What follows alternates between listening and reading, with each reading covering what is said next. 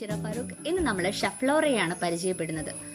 അപ്പോൾ എന്താണ് ഷഫ്ലോറ എന്ന് ചിന്തിക്കുന്നുണ്ടോ? അപ്പോൾ ഷഫ്ലോറ ഒരു പ്ലാന്റ് ആണ്. നമ്മുടെ ഒരു അടിപൊളിയായിട്ട് വീട്ടിൽ പ്ലാന്റ്സ് ഇഷ്ടപ്പെടുന്നവർക്ക് വീടിനെ സുന്ദരമാക്കി വെക്കാൻ പറ്റിയൊരു സൂപ്പർ പ്ലാന്റ് ആണ് ഷഫ്ലോറ. കാരണം അതിൻ്റെ ഒരു അടിപൊളി കളർ, വെരിഗേറ്റഡ് കളേഴ്സ്, അതാണ് അതിലെ മെയിനായിട്ട് നമുക്ക് ശ്രദ്ധിക്കേണ്ടത്. നമ്മുടെ വീടിനെ ഇൻഡോർ ആയിട്ടും ഔട്ട്ഡോർ ആയിട്ടും കളർഫുൾ ആക്കാൻ പറ്റുന്ന ഒരു പ്ലാന്റ് ആണ് ഷഫ്ലോറ.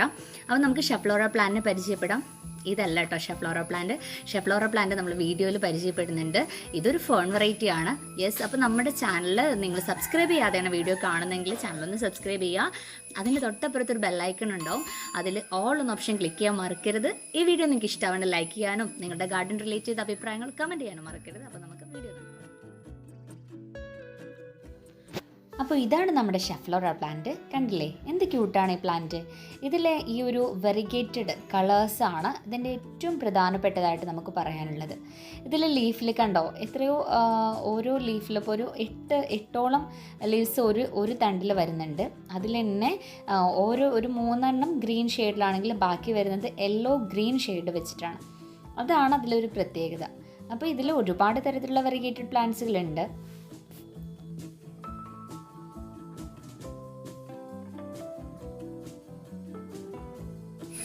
ഈ ഒരു പ്ലാന്റിൽ ഒരുപാട് വെറൈറ്റി പ്ലാന്റ്സുകളുണ്ട്, ഒരുപാട് വെറിഗേറ്റഡ് ഐറ്റംസ് ഉണ്ട്. ഇത് നോർമൽ പ്ലാന്റ് ആണ്. ഇതിൽ ഡ്രോപ്പ് വെറൈറ്റീസ് ഒക്കെ ഉണ്ട്. പിന്നെ നമുക്കിത് ഇൻഡോർ ആയിട്ടും ഔട്ട്ഡോർ ആയിട്ടൊക്കെ ഒരുപോലെ സെറ്റ് ചെയ്യാൻ പറ്റുന്ന പ്ലാന്റ് ആണ്. കാരണം ഇതിന് വലിയ കെയറിങ് ഇല്ല. ശരിക്കും തുടക്കക്കാർക്ക് പരിചരിക്കാൻ പറ്റുന്ന ഒരു അടിപൊളി പ്ലാന്റ് ആണ്.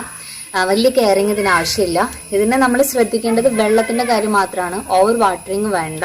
ഇതിൽ വെള്ളം നന്നായിട്ട് ഡ്രൈ ആയതിനു ശേഷം, മണ്ണ് ഡ്രൈ ആയതിനു ശേഷം മാത്രമാണ് ഇതിന് വെള്ളം കൊടുക്കേണ്ടത്. അങ്ങനെയാണെങ്കിൽ നല്ല ഹെൽത്തി ആയിട്ട് ഈ പ്ലാന്റ് വളരും. പിന്നെ നമ്മൾ അത്യാവശ്യം ഡയറക്റ്റ് ലൈറ്റിൽ, സൺലൈറ്റിൽ വെക്കാതെ ഒരു ഷെയ്ഡ് ഭാഗത്തേക്ക്, എന്നാൽ ഒരു മീഡിയം ലെവലിൽ ലൈറ്റ് കിട്ടുന്ന ഭാഗത്ത് ഇത് അറേഞ്ച് ചെയ്ത് വെക്കുക. നല്ല നേരിട്ട് ഇതിലേക്ക് സൺലൈറ്റ് കിട്ടുകയാണെങ്കിൽ ഒരു പക്ഷേ ഇതിൻ്റെ ലീവ്സിനൊരു സൈഡിലൊക്കെ ഇങ്ങനെ കരിച്ചിൽ പോലെ വരാറുണ്ട്. അപ്പോൾ അത് ഒഴിവാക്കാൻ വേണ്ടി നമുക്കൊരു മീഡിയം ലൈറ്റിൽ ഇത് സെറ്റ് ചെയ്ത് കൊടുക്കാം.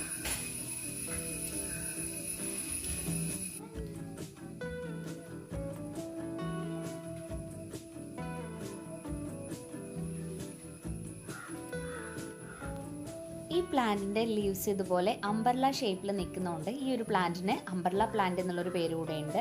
കണ്ടില്ലേ, 8ഓളം ലീവ്സ് ഒരുമിച്ച് ഒരു കുട പോലെയാണ് നിൽക്കുന്നത്. അതുകൊണ്ടാണ് ആ ഒരു പേര് കൂടെ ഈ ഒരു പ്ലാന്റിന് കിട്ടിയിട്ടുള്ളത്.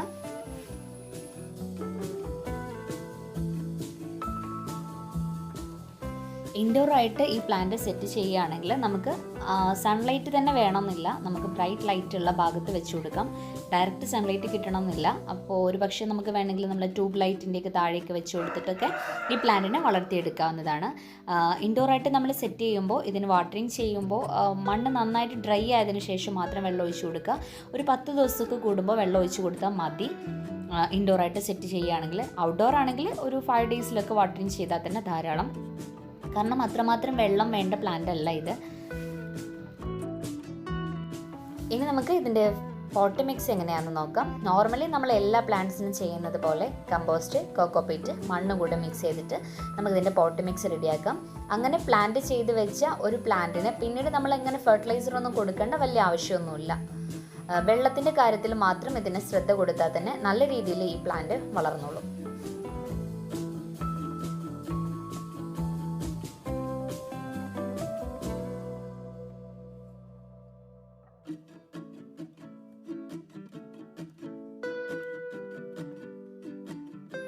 പിന്നെ നമ്മൾ എല്ലാ വീഡിയോയിലും ചെയ്യുന്നത് പോലെ ഇതിൻ്റെ കമ്പ് കട്ട് ചെയ്തിട്ട് റൂട്ടിങ് ചെയ്യുന്നത് എങ്ങനെയാണെന്ന് കാണിക്കാത്തത്. ഇത് എൻ്റെ വീട്ടിലെ പ്ലാന്റ് അല്ല, ഇതെൻ്റെ അമ്മോൻ്റെ വീട്ടിലാണ്. ഇപ്പോൾ ഞാൻ മുന്നേ എൻ്റെ വീഡിയോയിൽ പറഞ്ഞിട്ടുണ്ടായിരുന്നു ഞാൻ വീണ റെസ്റ്റിലാണ് എന്നുള്ളത്. അപ്പോൾ എൻ്റെ വീട്ടിലാണ് ഇപ്പോൾ ഉള്ളത്. അപ്പോൾ ഏകദേശം അസുഖമൊക്കെ ക്ലിയർ ആയിട്ടുണ്ട്. പക്ഷേ വീട്ടിലേക്ക് പോകാൻ വേണ്ടിയിട്ട് പറ്റില്ല, കൊളത്തൂരിൽ പോകാൻ വേണ്ടി പറ്റിയില്ല. പ്ലാന്റ്സ് ഒക്കെ ഉള്ളത് അവിടെയാണല്ലോ. അപ്പോൾ ഇവിടെ അമ്മാവൻ്റെ വീട്ടിലുള്ള ഒരു പ്ലാന്റാണ്. അത് വെച്ചിട്ടാണ് ഈ ഷഫ്ലോറ പ്ലാന്റ് നിങ്ങളെ പരിചയപ്പെടുത്തിയത്. അപ്പോൾ ഇത് ഇവിടുത്തെ പ്ലാന്റ് ആയതുകൊണ്ട് കട്ട് ചെയ്യാനൊന്നും ഇപ്പോൾ നിൽക്കുന്നില്ല. ഈ ഒരു പോട്ട് ഉണ്ടല്ലോ, ഇത് എൻ്റെ അമ്മോൻ തന്നെ ഉണ്ടാക്കിയെടുത്തതാണ്. സിമെൻറ്റിൽ PVC പൈപ്പ് കട്ട് ചെയ്തിട്ട് അതിൽ സിമെൻറ്റ് ഫിക്സ് ചെയ്തിട്ടാണ്, സിമെൻറ്റ് നിറയെ ഫില്ല് ചെയ്തിട്ടാണ് ഇത് ചെയ്തെടുത്തിട്ടുള്ളത്. ഓക്കെ,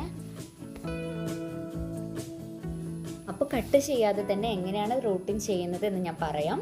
നമ്മൾ ഇതിൽ മെച്ചുവേർഡ് ആയിട്ടുള്ള ഒരു കമ്പ് മുറിച്ചെടുക്കുക. അങ്ങനെ കമ്പ് മുറിച്ചെടുത്തിട്ട് മണ്ണിൽ മാത്രം ഒരു വളവും ചേർക്കണ്ട, മണ്ണ് മാത്രം വെച്ചിട്ട് ആ മണ്ണിൽ ഈ കമ്പ് വെച്ച് കൊടുക്കുകയാണ് ചെയ്യേണ്ടത്. അപ്പോൾ നമ്മൾ ബോഗൺവില്ലയൊക്കെ ചെയ്യുന്നത് പോലെ ഇതിലെല്ലാ ലീവ്സും കട്ട് ചെയ്ത് കളയണം കേട്ടോ. കമ്പ് വെച്ച് പിടിപ്പിക്കുമ്പോൾ ഇതിൽ ലീവ്സൊക്കെ കട്ട് ചെയ്ത് ഒഴിവാക്കുക.